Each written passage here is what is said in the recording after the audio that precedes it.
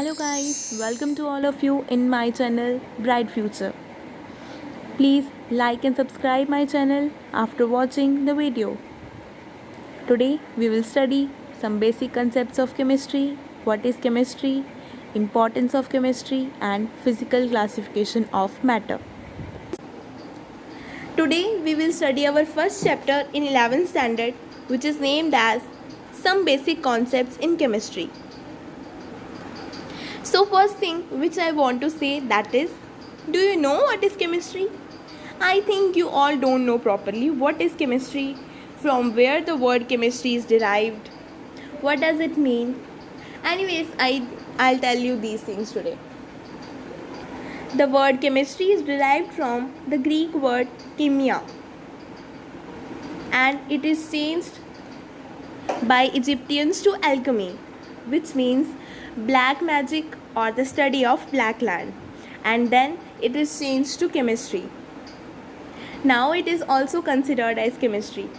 The word chemistry is changed from alchemy to chemistry by Robert Boyle. Nowadays we all know chemistry by different definitions, but the exact one is chemistry is that branch of science which deals with the study of composition, properties and interaction of matter. It is also considered as science of atoms and molecules. हमारे आसपास जितने भी objects हमें दिखाई देते हैं वो एक दूसरे से देखने में तो अलग लगते हैं, लेकिन रियलिटी में वो सारे ऑब्जेक्ट्स एक ही मटेरियल से बने हुए हैं जिसका नाम है मैटर. हम ह्यूमंस हमेशा ट्राई करते हैं कि जो हमारी नॉलेज है वो नेचर को अंडरस्टैंड करने में, समझने में, डिस्क्राइब करने में सिस्टमाइज़ करें हम लोग, और हमारे इन एफर्ट्स को साइंस कहा जाता है. और अब ये साइंस क्या है? Science is also subdivided into several disciplines like chemistry, physics, biology, etc. The branch of science that studies the preparation, properties, structure and reactions of material substances is called chemistry. हम कब से chemistry की बात किए जा रहे हैं. अब आप लोगों को पता है कि केमिस्ट्री कहाँ कहाँ पे पाई जाती है. केमिस्ट्री हमारे इन्वायरमेंट में, हम जहाँ रहते हैं वहाँ पे हर जगह हमें केमिस्ट्री मिलेगी. जब हम पैदा होते हैं तब से लेके जब तक हम मर ना जाएं तब तक केमिस्ट्री हमारे साथ होती है. केमिस्ट्री हमारे लिए ठीक भी है और हमारे लिए बैड भी है, क्योंकि जिस चीज़ की एडवांटेजेस होती हैं उसकी डिसएडवांटेजेस भी होंगी. अगर हम केमिस्ट्री को गुड वे में यूज़ करेंगे तो हमारे लिए केमिस्ट्री भी गुड होगी, और अगर हम इसको बैड वे में यूज़ करेंगे तो ये भी हमारे लिए डिस्ट्रक्टिव प्रूफ होगी. इसलिए कहा जाता है chemistry is a good servant but a bad master also.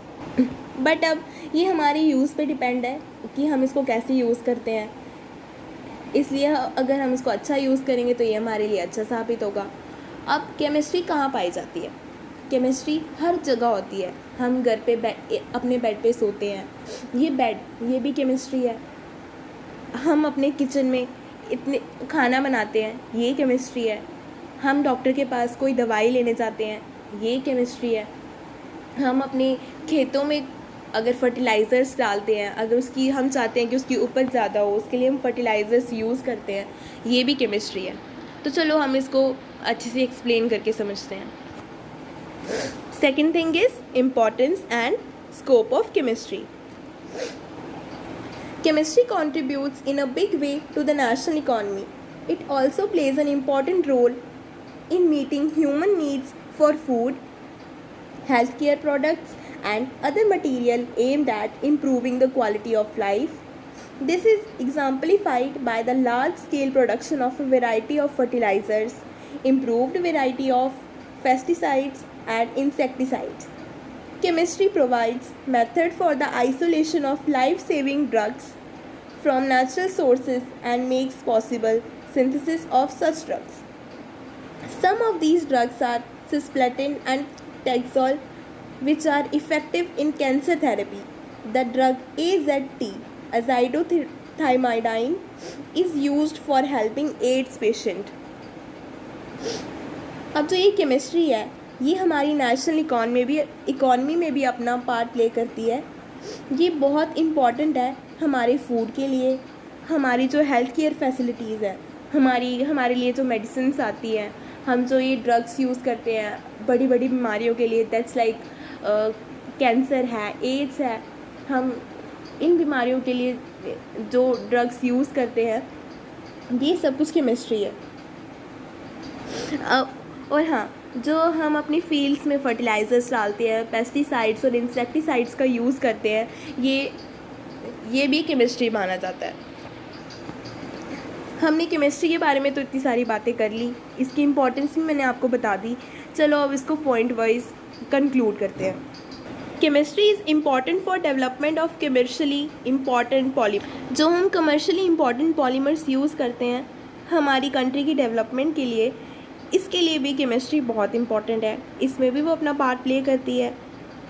Manufacture of fertilisers, drugs, soaps etcetera, production of fertilisers and pesticides, चाहे वो ऑर्गेनिक हो या फिर इनऑर्गेनिक मटेरियल हो, ये सब कुछ केमिस्ट्री में आता है। और मैंने अभी आपको बताया था कि कैंसर और एड्स पेशेंट के लिए ड्रग्स यूज़ किए जाते हैं, जैसे एज़िडोथाइमाइडाइन, ये भी हमारे लिए एक लाइफ सेविंग ड्रग है, ये भी केमिस्ट्री के अंडर आता है। और अगर केमिस्ट्री के गुड साइड इफ़ेक्ट्स भी हैं तो उसके बैड साइड इफ़ेक्ट्स भी होंगे। Chemistry also has a dark side as it helps in production and modernization of explosive materials which are devastating for life on earth.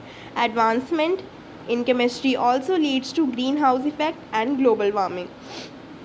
और ये जो केमिस्ट्री है अब हम इसको यूज़ कर सकते हैं न्यूक्लियर बॉम्ब्स बनाने के लिए।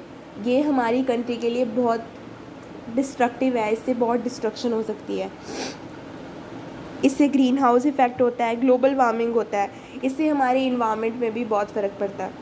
इसलिए केमिस्ट्री की अगर हमारे लिए गुड प्रूफ होती है तो ये इसके बैड साइड इफ़ेक्ट्स भी हैं, ये हमारे यूज़ पे डिपेंड है कि हम इसको कैसे यूज़ करते हैं।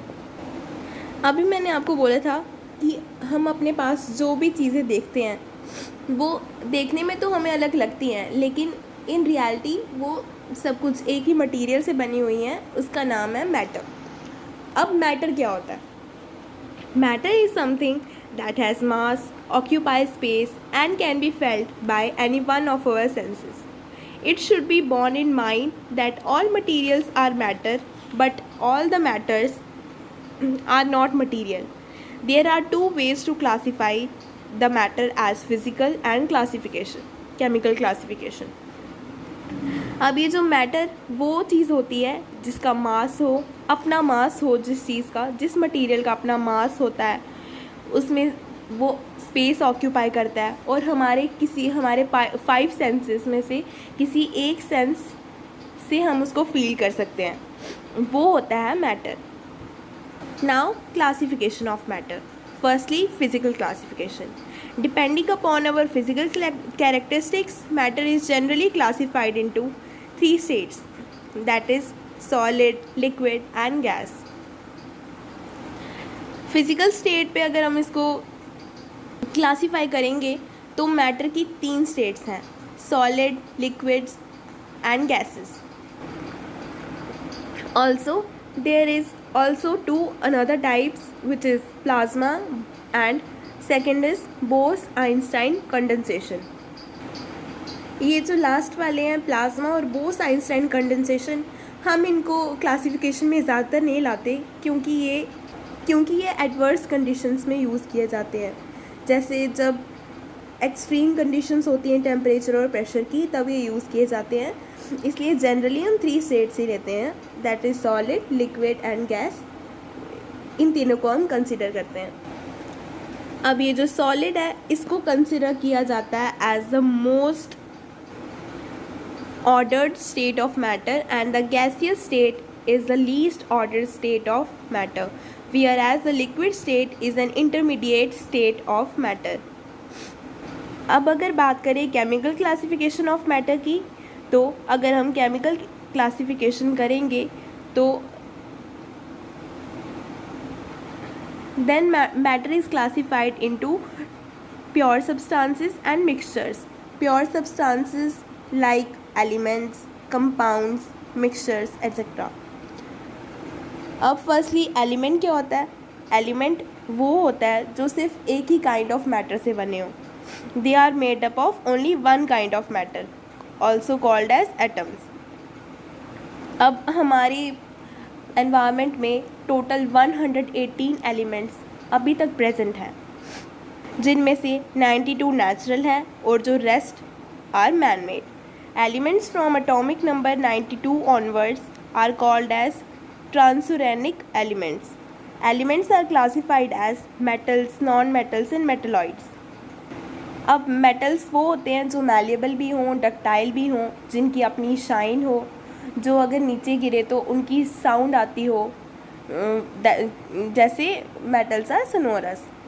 और जो नॉन मेटल्स हैं वो नॉन मैलिएबल, नॉन डक्टाइल, जिनकी अपनी कोई शाइन नहीं होती, डल होते हैं, ये poor conductor of electricity. Metal होते हैं गुड कंडक्टर ऑफ इलेक्ट्रिसिटी। और जो मेटलॉइड्स हैं वो इन दोनों के इन बिटवीन आता है, वो उनको सेमी कंडक्टर्स भी कहा जाता है। And then compound. कंपाउंड वो है जो